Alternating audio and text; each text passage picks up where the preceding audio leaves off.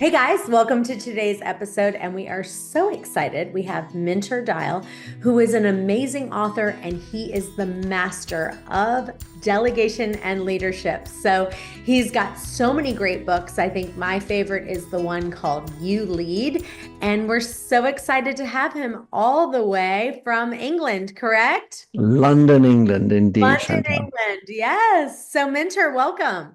Thank you very much. The Queen of Delegation. I'm Tell us a little bit about what you've done and what your leadership has brought and what you are excited to bring to the table today. I see the world in a very changing way. The modes of business, leadership, selling, marketing, everything is being turned upside down, not just because it's AI, but because a whole lot of people need or feel a need for a different style of life, for different relationships, for different needs and servicing from companies. In this world of massive change with so many different options, it can be very easy to be upended. So one of the things I try to do is be a guiding light, a lighthouse, if you will, to help people organize the way that they operate, help them to understand better who they are and be more effective, including using tools like AI. One of the things that you are a master of is humanizing AI. Talk to us about that. It's a glorious topic, and it's completely, fortunately, I should say, top of mind for so many people. AI is everywhere. Everyone's using it, even if they don't know it. And many people don't even know how it works underneath. But for sure, it's a powerful tool. It's a tool to, for example, be more productive and delegate certain elements that are really tedious and repetitive, and also to handle managing complex activities. But the issue is a lot of people do shortcuts. They say, well, it's quick, it's easy, it's effective, but it may not actually be representative of who you are or consistent with what you are as an organization and what you're trying to do with a company. So one of the things I promote is trying to figure out how to properly humanize the automation that's happening, which means, first of all, thinking about who you are as a human being, or if you're an organization, what is your culture and what does that mean? And how do you represent that in the behaviors, the words, the way you communicate through machines? So it's basically about understanding how to use and feel out who you are as a person and an organization and put that into code, ones and zeros. Give us some practical examples. If someone wants to do things with AI that humanizes them, give some examples of how you've helped companies take it where it sounds like a robot and now all of a sudden it just humanizes it. Well, there are many different cases, but I'll give you an example for easy case. You want to do some social media, you use ChatGPT or whatever and say, hey, listen, make me 15 great tweets or great LinkedIn posts with hashtags, use this link, and you use a smart query. It'll throw back a whole bunch of options. The humanizing piece in this case is to think about how to adapt the messages which are created by the machine to be more representative of the voice that you truly have. You can ask ChatGPT to say, hey, give me a funny post because I'm a funny guy. But we have different senses of humor. I mean, the British sense of humor, the American sense of humor, the French sense of humor, or I mean, even the north of France, the north of England. I mean, so what is the exact sense of humor that you want to have? And it's hard for the machine to perfectly get that right. So the very first idea is make sure you don't just copy paste whatever ChatGPT throws out, that you think about adding into it some part of your soul and making sure you're choosing the tweets that are proposed that are most representative of who you are and your voice. One of the things that I've seen, can you make it where you write back? Can't you say, like, make this sound like me, or, make it where it's a lot not professional, make it sound funny, or what are things that you would put in there? Well, this brings up a really, I mean, I would call it strategic point. I talk about this with larger companies, is creating the machine that learns from an appropriate and proprietary data set where your voice, your style, your humor is integrated up front. So, hey, learn from me, which is going to be, for example, my books. I can upload my books, have the chat GPT, or I like Perplexity, learn based on these books. This is my style. Now write for me a paragraph or 2,000 word article or whatever. based on the style that I've taught you is me. You can do this in different ways. You could, if you don't have books, you might have cartoons that you like. These are the cartoons I think are funny. These are the type of humor that I think is funny. Based on that humor, can you rewrite this really boring piece of text that I wrote for LinkedIn and make it funnier according to Doonesbury or, Peanuts or whoever it is that you like, to allow it to learn better. But by the way, even then, and still then, you should reread and make sure you own the text that you're publishing because it's going to come out under your name. As far as AI goes, for people who are not familiar, I think everyone knows about ChatGPT. Like that's one that like if you were on Even Family, our grandparents know about it now. yeah, yeah, it's like you go on if you went on Family Feud and he says name the 10 apps that are good for AI, ChatGPT would be number one. What else though are some of the ones that are really big players that people need to know and understand? Well, Chantel, there are a bunch of big players. I mean, my personal favorite is Perplexity. AI, which has a tremendous ability to provide a quick and easy answer all in one go. I use Perplexity now rather than Google. It's much more effective. Of course, it uses more energy to provide the answers, but it's much more direct and to the point. The Mm. second one that I like a lot is well, it's part of OpenAI, but I use Dolly, and I use that to make images. I have a specific thing I like to do. It's called play paddle tennis, which is a sort of a raging sport outside of the United States. And but if you ask the Dolly to do an image that's around the sport of paddle tennis, it has no idea about it. So what I needed to do was upload into Dolly images that reflect what I'm looking for. So specifically, I gave it a learning data set around paddle tennis that allowed it to understand what is paddle. And then when it makes the image now, I want to do a paddle tennis and shows a woman and a man who are talking together with a paddle racket. It understands what I'm saying. So basically what I'm looking at here is how to help your AI come up with closer to what you look for through the data set or the learning data set that you provide it for. That one's the Dolly AI app. Is that the one you're talking about? Yeah, that's part of OpenAI or Open Art that uses Dolly underneath that. Dolly 3 is the latest version. So those are two. And there's a third one that I really like, and you're in podcasting. It's called FlowSend AI. And what it's great about doing is specific to the needs of a podcaster. So helping to make a transcript, helping to do tweets, LinkedIn post, the excerpt, keywords, and there everything is specific to the world of podcasting. And my point here is that whatever area you're in, there is now an AI for that. Now, one of the things that you are so good at, I know that you were the CEO of Redken, which is a really big deal. Tell us some things for medium-sized businesses where they are kind of not small anymore. They're trying to scale and they're stuck. What would you give as your top three things that they need to do to be able to scale and take it to the next level? The first thing is basics. You need to have excellent product, excellent service, deliver on what you say, do what you say and say what you do, that kind of a thing. But the more, I would say, deeper and harder problem is finding the greatest talent to deliver that service.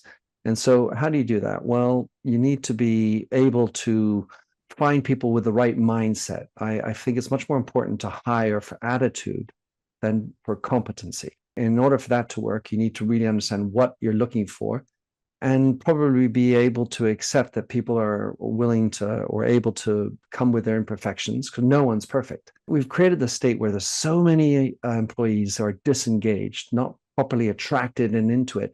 You're the entrepreneur, you're running the business, you're excited about it. It's got your name on the front door, but hey, not everyone else shares that enthusiasm. So how do you find employees that share that common enthusiasm, that strength? So finding the right profiles, looking for attitude over competency is great. The last piece is what is your business about? And too often, especially in the smaller businesses where you don't have time to think about truly what is your brand? What does your brand stand for? Tend to talk about things like, well, think about how you can contribute to the world to make it a better place, not just sell your widgets or your shampoos or whatever, but how you make kind of contribute to make the world a little bit of a better place. Not the whole world, some part of the world. So when I was running Redken, we had a purpose, and that purpose was to earn a better living and live a better life. And what we did at the company was to make sure that the employees themselves felt that they could earn a better living and live a better life while working at Redken, selling shampoos. We made sure that the distributors, who are distributors selling those products into hairdressing salons, the distributor principal, the distributor sales consultant, were able, they too, to live and experience what it's like to earn a better living, live a better life. Then you had the hairdressing salon, the owner, the stylists, colorists, they too needed to feel that they could earn a better living, live a better life. So here what I'm talking about is making some kind of purpose that everybody can feel, experience, live. And that is what tends to create the glue of the company, and two, to propel you to want to do more, to do bigger, do better, and faster. When you're a small company, these medium-sized companies that are plateaued, the thing to think about is, what is your brand and what does it stand for? These are your values. What are you going to stand up for? Don't just run over and do all the things that everyone says is really cool and trendy today, because that's just ticking boxes. Figure out, what do you stand for that you are deeply invested in, that's so powerful? Because charities are great, but which charity do you want to actually invest in? Or what is your purpose that is singular to you and resonates with you, your employees, and your team? And that will help you to rock it off. So, one of your books called Future Proof, you talk about how to get your business ready for the next disruption. And I think that's really powerful because in my field, in real estate, there was major disruption. And because That's for sure. what happened was there was a company out there called EXP, and it literally disrupted everything. What they did is they created an MLM model where every time you attracted another agent underneath you, you got a portion of the commission. And they were giving 50% of the profits back to the agents that attracted other people. And now they've created this massive disruption. And we ended up, as our company, we tried to copy everything that they did.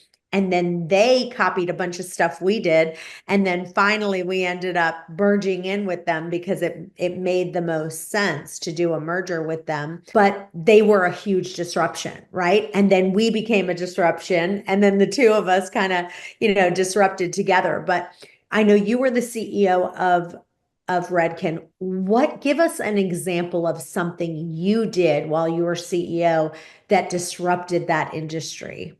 Fortunately, there are a bunch of them. The probably the one that stands out, and anyone who works at Redken or knows Redken, is that we are all about education. We invested at the time. I don't know the statistics today, but because back in the day, we were roughly a $400 million business, and we invested 12.5% on average of our revenues in education, compared to the industry average, which was 3.5%. And why was that interesting? Well, it allowed us to humanize our brand. As much as we're selling shampoos and bottles, these are very product specific ideas, and they're great products. But all the products, even the competitors, had great products. What we wanted to do, we wanted to make sure that we expressed the humanity of the brand through our educators, which also allowed us to come alive throughout our organization, throughout the network, this idea of making their lives, making them earn a better living and live a better life. So specifically, we invested in helping our customers, hairdressing salons in particular, to earn a better living. Most hairdressing salons don't earn a lot of money. In fact, basically 90% are just at a razor's edge. So if you can help them to earn a better living, we're doing some great things. The education, help them to understand what is a P&L, how to get more profitability, what are the types of indices they should be looking at for their cost structure and everything. And then the second piece was living a better life. And so we would do in our education, the 12.5% was also dedicated to help hairdressers and our employees and our distributor sales sons to feel, for example, more confident or more at peace with themselves. So we literally, in the back of the end of the 1990s, we were talking about meditation to help everyone in our organization, the DSCs and the salons, to be more peaceful, more present. And this is a present for life, not just for work. If you know how to be more present with yourself on stage when you're speaking, making a wedding speech, talking with strangers at a dinner table, it doesn't have to be about work. We're actually making you live a better life 24/7 as opposed to just at work.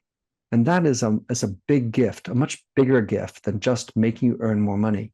100%. And I think that, getting businesses to think about passive income ideas for service-based businesses and having them, figure out how they can make money even when they're sick, coming up with, okay, for your business, because right now everyone is saying, I'm tired of working my butt to the ground. I need to come up with passive income. Saw this one business where this guy, it was a boiled peanut business. And what he did was he created a vending machine where he could, have this vending machine, and he took his boiled peanuts and created a vending machine and then started adding other products in the vending machine. But at least he's, if he's on vacation or he's not there, he's still, selling his boiled peanuts, but just and coming up with ways where, like for the company I'm with, it's every time you attract someone, you're now getting a piece of that revenue, not profit. You're actually getting a piece of the revenue, and having that mindset, I think, is where the market is shifting to, because passive income is kind of where it's at, where people are kind of shifting their mindset. They don't as much care about um, making more money for earned income. They want to figure out ways they can make passive income. Well, I totally understand that. I mean, like your vending machine is almost it's just like a store that with today is e-commerce, but it was a store that didn't need tending by a human being and cuts down costs. The idea of making money while you sleep is lovely for everybody. But a couple of things. First of all, the most important thing, in my opinion, is to find meaningfulness in your life. And you have two choices. You can either think that work can be meaningful, or you want to work to allow you to be meaningful elsewhere. And I have tended to preach the idea that work is meaningful and it can be wonderfully powerful and fulfilling to do work that's useful. So the bigger thought there is to think about, what are you doing that's meaningful, that resonates with you, and it's going to provide you a kick that's going to get you out of bed and feel good about yourself. So you're invested with this beautiful energy. What I'm doing is meaningful to me and is making the world a little bit a better place. If you get that right, then you can do many things, including having money that works, or revenues come in overnight. But just making money for the sake of making money, of course, it's necessary, and we want to make money, especially if I'm sleeping. How was a great idea. But I know some people who are doing that, but what they're selling is completely unethical. And I wonder how they sleep at night, even though they're earning money. I think the bigger question is to think about what's meaningful. Today, in my opinion, Chantel, we're living in a crisis of meaning. There's a lot of mental health issues, and there are a lot of people that are just running around doing stuff, and they don't understand why they're not feeling fully fulfilled, and then they're burning out. So I think it's much more important to architect yourself around doing something that's meaningful, where you feel like you're contributing to something bigger. And I'm not saying do something, to fix poverty around the world or starvation, whatever. Do something that's just a little bit bigger than what you're trying to achieve. And then you're going to feel you have that extra energy. And that beautiful sense of energy is going to attract better people to want to work with you. You're going to have clients that are going to understand that you are a really interesting human being doing things that are bigger than just making money for yourself. And I think that's the positive, virtuous cycle that I like to propose. I love that. And I just want to reiterate what I just heard you say. And I just think it's so powerful. to find meaning in your work. You need to identify your personal values. You need to align them with your career. You need to be considering what causes do you care about? What skills do you enjoy? And how do you actively seek opportunities within your role or with your company? And what do you care about? And how do you contribute positively to those causes? And the way that you do that is figuring out, that goes with my book, Delegate Everything But Sex. Figure out what you love, what are you passionate about, and then start delegating all the other things that you hate to do. including to AI, by the way. Yes, that's right. Well, this is amazing. You guys have to go check out Mentor Dial. He has a podcast actually that's called Mentor Dialogue, right? That's cute, kind of matches. And you basically need to go look for his books. He's got a book called You Lead. He's got Future Proof. He's got, I think it's called Artificial Empathy. Is that right? That's exactly right about empathy and AI. Yes. And so he's got a lot of really great books that are amazing. You guys need to reach out to him and go check him out. Tell listeners where they can find you and where they can follow you. That's very kind, Chantel. So minterdial.com, fairly simple. I have this weird name, Google friendly. I have a YouTube channel. I'm on Instagram and other socials with mdial. And I just want to plug one other thing, which is my book and film, The Last Ring Home, which is a story about the Second World War. It's a personal story. It's a deep love story. It's also a reminder of what actually is difficulty and some strong values like courage and honor and love. And these are the type of values I think we need in our society. And so I keep on plugging away at pushing for more empathy in our society and for in leadership, a better understanding of who you are as a person. That's you lead. I love it. Well, you guys stay tuned. We've got another episode coming up in just a few. Bye bye for now.